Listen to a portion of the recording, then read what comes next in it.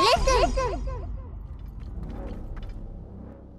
Welcome everyone, this is Andre's Restart, and this time I'm going to be showing you how to build the best vehicle in Tears of the Kingdom. So many think this vehicle is the best in the game because it's pretty easy to use. You can use it to fly around through the skies, the depths, the surface. It's really great for exploration, and it doesn't require a lot of resources, nor does it use a lot of battery. It's pretty great on every front except for one, and that's the fact that, well, it's slightly hard to build. So let me go ahead and show you how to do that today. Now, all you need to build this is a steering stick and 2 fans right here.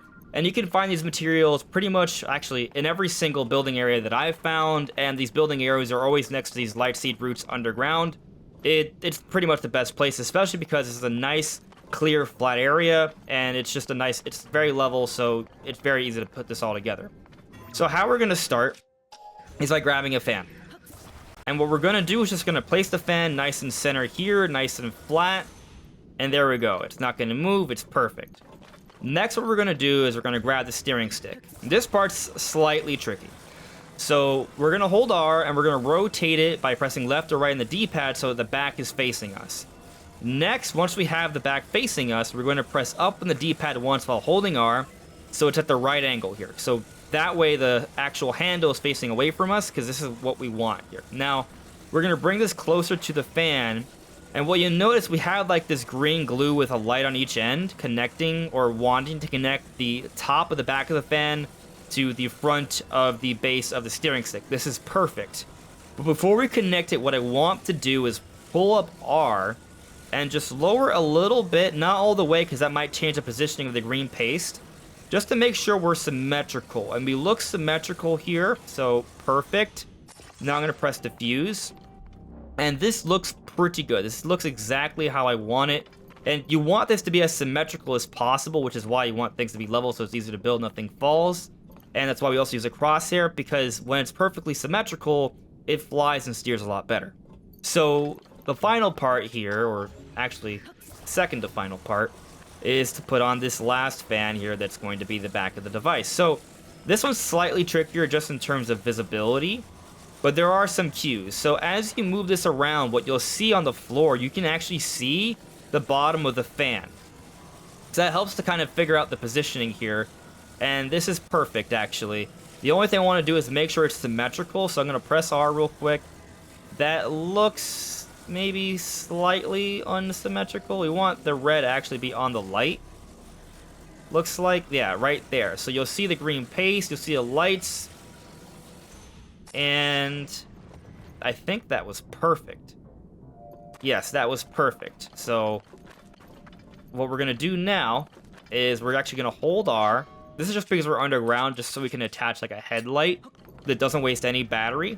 You attach one of these light seeds to the front. No, but just make sure you hit the vehicle really quickly. That way it doesn't fly away. So you hold R, press up on your D-pad to pick one of the bright bloom seeds, and then you click this. Let's hit this real quick. Okay, there we go. It's stationary. Now, let me grab this just to make sure I got it symmetrical. It looks pretty symmetrical to me. Cool. So now I'm going to jump on. Well, before I do it, can I save this as a favorite? Yes.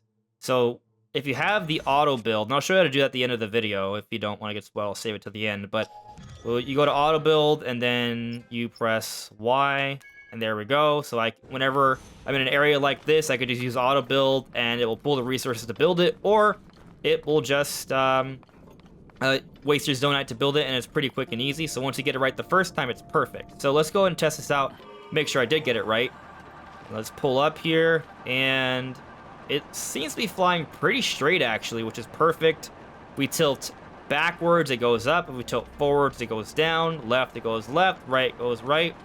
And that's pretty great. And the reason we attach the light here is because when you're in the depths, well, it lights the way for you. So this is really great for exploring the entire depths. And it's just a nice, easy, fun device to use. It doesn't require that much. Once you save it into your auto build, you're good to go. You can pretty much summon this whenever you want, and it's pretty easy to use. Now, this part's going to be slightly spoilery if you don't want to know where to get auto build. So you've been warned now, but where you get auto build is here on the map. So it's over right here in the Grand Abandoned Central Mine. Go to this area, is a little bit of a quest there, talk to the people, go through some actions, and then you will unlock the ability.